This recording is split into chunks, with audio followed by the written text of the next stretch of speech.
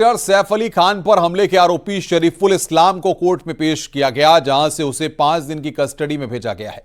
आरोपी को थाने से गिरफ्तार किया गया। सैफ पर हमला क्यों किया, अब इसका खुलासा जल्द हो सकता है। सैफ पर हमले के आरोपी का बांग्लादेश कनेक्शन। आरोपी के पास वैलिड भारतीय दस्तावेज भी नहीं। चोरी के इरादे से फ्लैट में घुसा या फिर साजिश। पुलिस रिमांड में आएगा हमले का सच। बॉलीवुड अभिनेता सैफ अली खान पर हुए हमले में पुलिस ने मुख्य आरोपी को गिरफ्तार कर लिया है। 72 घंटे तक मुंबई की खाक छानने के बाद आखिरकार मुंबई पुलिस ने आरोपी को ठाणे से गिरफ्तार किया है, जहां वो झाड़ियों में छुपा हुआ था। एक आरोपी को उसमें अरेस्ट किया गया है। उस आरोपी का नाम मोहम्मद शरीफुल इस्लाम शहजाद है।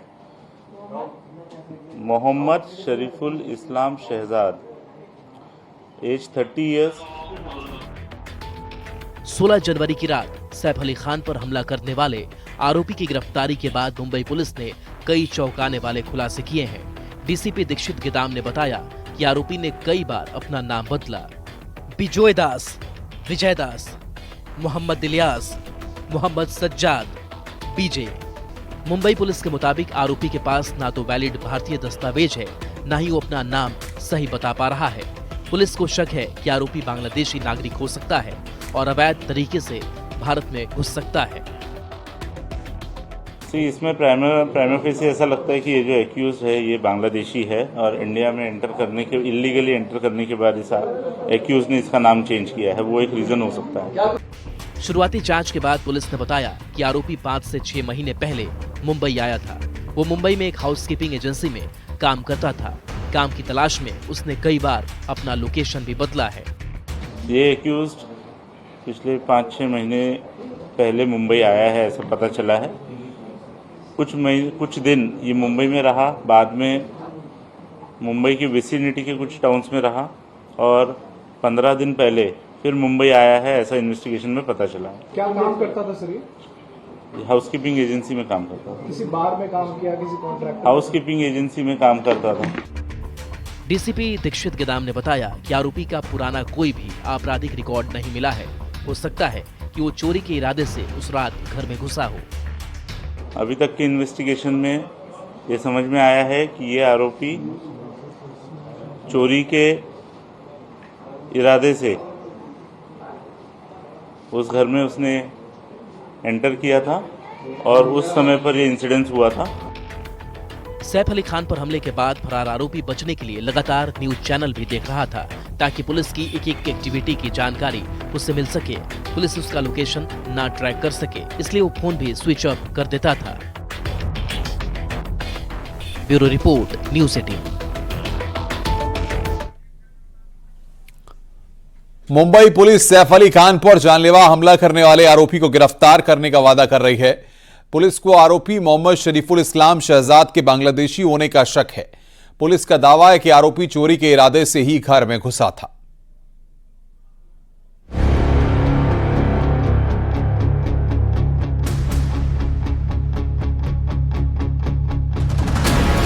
सैफ पर हमले का घुसपैठिया कनेक्शन।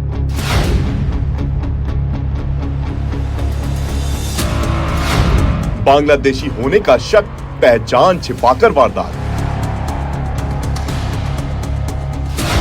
हमलावर गिरफ्तार, अभी भी अनसुलझे सवाल।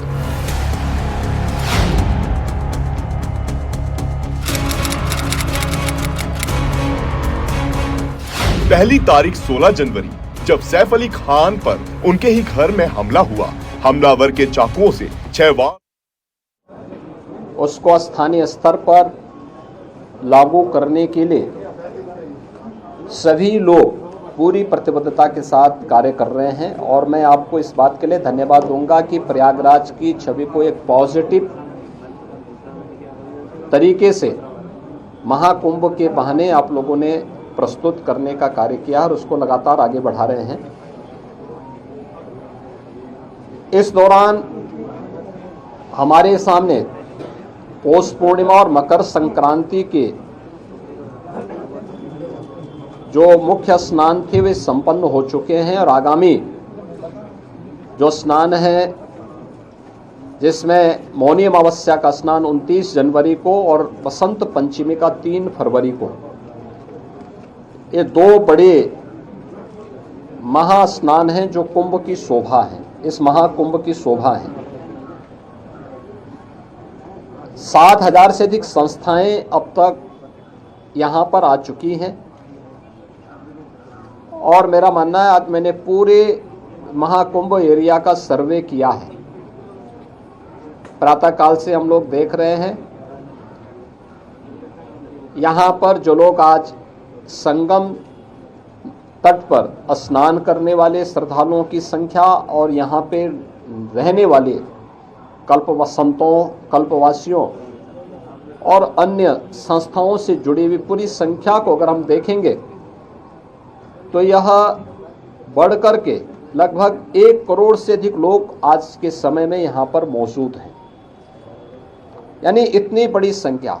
और उसके लिए पूरी तत्परता के साथ यहाँ पर सभी विभाग मिलकर के, केंद्र और राज्य सरकार के सभी विभाग मिलकर के पूरी प्रतिबद्धता के साथ लग करके उनकी सुविधा के लिए, उनकी सुरक्षा के लिए, भव्य दिव्य और डिजिटल कुंभ की परिकल्पना को साकार करने के लिए, उनकी आस्था को सम्मान देते हुए और आधुनिकता के साथ जोड़ने के लिए कार्य हो रहा है। आज इन्हीं सब मुद्दों पर बीच में यहाँ पर प्रदेश सरकार के वरिष्ठ अधिकारी, चीफ सेक्रेटरी, डीजीपी और अन्य अधिकारियों को भी हम लोगों ने भेजा था। आज एक बार हम लोगों ने फिर कितना कुछ और आगे बढ़े हैं। 29 और 3 फरवरी के महास्नान के आयोजन को ध्यान में रख करके पूरी व्यवस्था का हम लोगों ने अवलोकन किया है और मुझे पूरा विश्वास है कि भगवान प्रयागराज और माँ गंगा की कृपा से हम लोग यहाँ पर इन दोनों स्नानों को भी सकुशल संपन्न करने में सफल होंगे। महाकुंभ में आदरणीय प्रधानमंत्री जी का, आदरणीय राष्ट्रपति जी का, आदरणीय उपराष्ट्रपति जी का कार्यक्रम भी प्रस्तावित है। बहुत शीघ्र उन तिथियों को केंद्रीय गृह मंत्री जी आदरणीय अमित शाह जी का भी कार्यक्रम प्रस्तावित है। अन्य महानुभावों के भी कार्यक्रम यहाँ पर लगातार चल रहे हैं। पूर्व राष्ट्रपति आदरणीय रामनाथ कोविंद जी इस समय महाकुंभ के आयोजन के साथ जुड़े हुए हैं। तमाम राज्यों के माननीय राज्यपालगण, माननीय मुख्यमंत्रीगण लगातार यहाँ आ रहे हैं। हमारे उच्चतम न्यायालय और उच्च न्यायालयों के माननीय न्यायमूर्तिगण भी और विभिन्न राज्यों से जुड़े हुए माननीय जनप्रतिनिधिगण भी लगातार यहाँ पर आकर के स्नान में भाग ले रहे हैं। लाखों की संख्या में संतों, कल्पवासियों की उपस्थिति वर्तमान में प्रयागराज में है। बड़ा भव्य और दिव्य आयोजन हो रहा है। अनेक धार्मिक अनुष्ठान हो रहे हैं और प्रयागराज की महिमा जिन कार्यों के लिए जानी जा रही है, माँ गंगा, माँ यमुना और माँ सरस्वती की इस त्रिवेणी में, वह सब कुछ आज यहाँ पर देखने को मिल रहा है। चाहे देशी हो या विदेशी, जो कोई भी संगम में स्नान कर रहा है अभिभूत होकर के जा रहा है। यानी मकर संक्रांति और पौष पूर्णिमा के दिन ये सौभाग्य हमें नहीं मिला कि हम लोग स्नान कर सकें, लेकिन क्योंकि हम लोगों ने अपने आप को ही प्रतिबंधित कर रखा था कि कोई भी यहाँ पर नहीं जाएगा। केवल सामान्य संतों और श्रद्धालुओं के लिए वो सुविधा थी। लेकिन जो भी आया उन्होंने आपके माध्यम से जो बातें कही और ख़ास तौर पर संतों और श्रद्धालुओं की तो उनकी आस्था को हम जान सकते थे।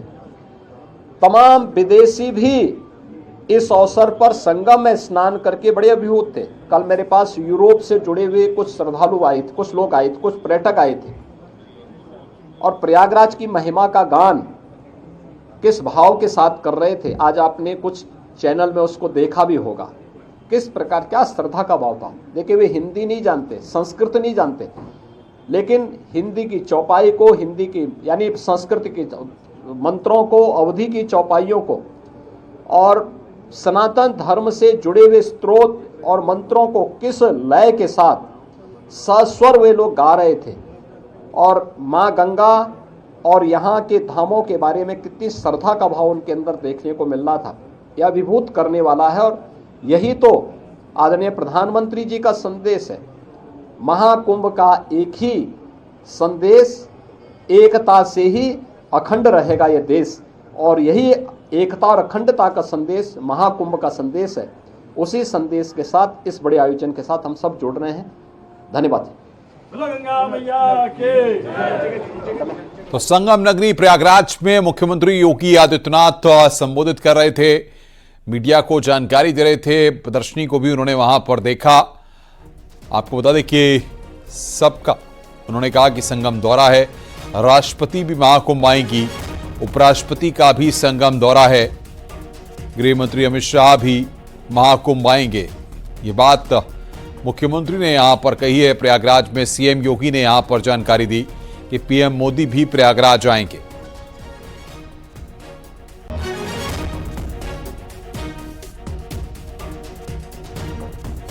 तो सुरक्षा व्यवस्था का मुख्यमंत्री ने यहां पर जायजा लिया। ये तस्वीरें इस वक्त हम आपको दिखा रहे हैं। प्रधानमंत्री नरेंद्र मोदी ने मन की बात कार्यक्रम में इसरो की प्रशंसा की। स्पेस डॉकिंग के अलावा गगनयान मिशन पर भी उन्होंने बातचीत की।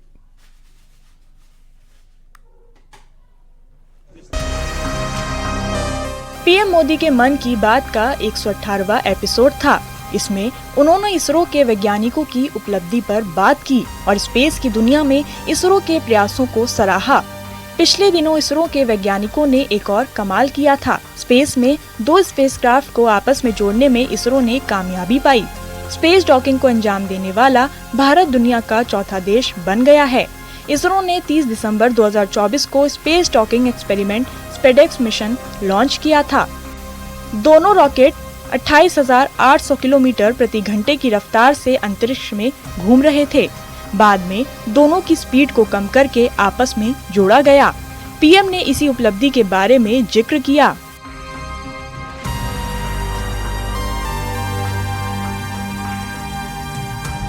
हमारे वैज्ञानिकों ने स्पेस सेक्टर में ही एक और बड़ी उपलब्धि हासिल की। हमारे साइंटिस्ट ने सैटेलाइट्स की स्पेस डॉकिंग कराई है। जब अंतरिक्ष में 2 स्पेसक्राफ्ट कनेक्ट किए जाते हैं तो इस प्रक्रिया को स्पेस डॉकिंग कहते हैं। यह तकनीक अंतरिक्ष में स्पेस स्टेशन तक सप्लाई भेजने और क्रू मिशन के लिए अहम है। भारत ऐसा चौथा देश बना है जिसने ये सफलता हासिल की है।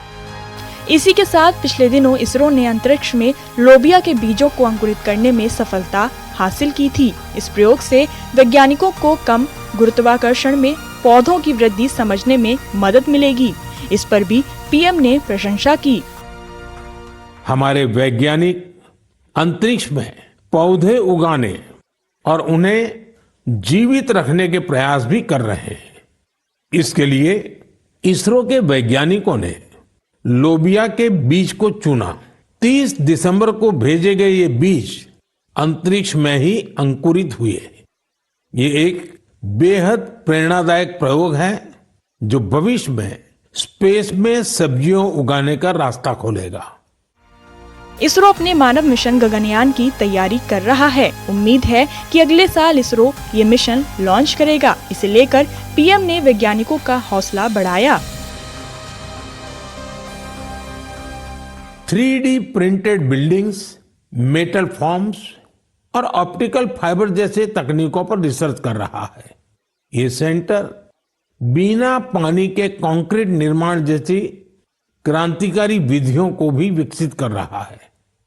एक्सटेम की ये रिसर्च भारत के गगनयान मिशन और भविष्य के स्पेस स्टेशन को मजबूती देगी। इससे मैन्युफैक्चरिंग में आधुनिक टेक्नोलॉजी के भी नए रास्ते खुलेंगे। इसरो समय के साथ साथ लगातार कीर्तिमान रच रहा है। पीएम ने आने वाले मिशन के लिए शुभकामनाएं भी दी। Bureau report, news 18।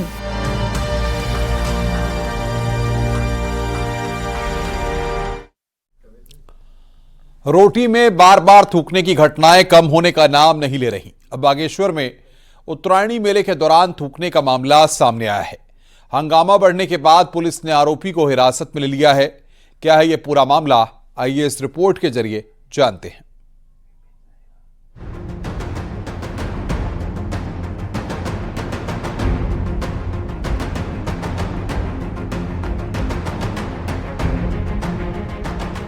रोटी में थूकना, चाय में थूकना, ऐसे वीडियो की बाढ़ सी आ गई है। पुलिस के एक्शन लेने के बाद भी ऐसी घिनौनी हरकत रुक नहीं रही। कई महीनों से ऐसे वीडियो लगातार वायरल हो रहे हैं और अब उत्तराखंड के बागेश्वर में ऐसी ही करतूत उजागर हो गई। उत्तरायणी मेले के दौरान ये वीडियो सामने आया है। इसमें देखा जा सकता है कि एक शख्स भट्टी में रोटी सेक रहा है, वहीं दूसरा रोटी को तंदूर में डालता दिख रहा है। दोनों एक दूसरे से बातें कर रहे हैं, लेकिन रोटी बनाने वाला कर्मचारी रोटी को तंदूर में डालने से पहले उसमें थूक रहा था। वहीं पर मौजूद किसी शख्स ने उसकी हरकत अपने मोबाइल कैमरे में कैद कर ली। आसपास कई लोग मौजूद भी थे, लेकिन वो बड़ी ही बेफिक्री से रोटी में थूकता जा रहा है। घटना का वीडियो जैसे ही सोशल मीडिया पर वायरल हुआ, लोगों का आक्रोश बढ़ गया। विश्व हिंदू परिषद, हिंदू जागरण मंच और स्थानीय लोगों में भारी गुस्सा दिखा। गुस्साए लोगों ने बागेश्वर कोतवाली में हंगामा किया, जिसके बाद पुलिस ने आरोपी युवक को हिरासत में लिया। ऐसे मामलों के लगातार सामने आने के बाद कानून बनाने की भी मांग उठ रही है। लगातार इसके मामले बढ़ रहे हैं और ऐसे क्षेत्र जो हमारे आस्था के केंद्र हैं, विशेषकर जहां हमारे धार्मिक मंदिर हैं, हमारी पवित्र नदियां हैं, उन क्षेत्रों में ये हो रहा है और शीघ्र ही हमारी सरकार इसके खिलाफ भी सख्त कानून लेकर आएगी ताकि लोग इसकी पुनरावृत्ति न हो सके। बागेश्वर में इन दिनों उत्तरायणी मेला चल रहा है। यहाँ दूर दूर से बड़ी संख्या में लोग पहुँचते हैं। मेले में स्थानीय दुकानदारों के साथ ही दूसरे इलाकों से भी लोग दुकान लगा रहे हैं। नोएडा, शामली, बागपत, देहरादून, ये बस जगहों के नाम हैं, लेकिन सभी जगह पर एक जैसे काम को अंजाम दिया गया। थूक वाली घिनौनी हरकत के पीछे आखिर क्या मंशा है? क्यों ग्राहकों को बीमार करने की साजिश हो रही है? थूक वाली रोटी खाने से कोई बीमार भी तो हो सकता है। सेहत के साथ साफ खिलवाड़ हो रहा है, जिसमें आरोपियों को कोई झिझक भी नहीं हो रही कि वो कितना शर्मनाक काम कर रहे हैं। ऐसी मानसिकता वाले लोगों पर कड़ी कार्रवाई बेहद जरूरी है, क्योंकि इनकी हरकत से लोग बीमारी का शिकार हो सकते हैं। हंगामा बढ़ा तो पुलिस ने दुकान को बंद करवा दिया। मामले की जांच की जा रही है। Bureau report, news 18।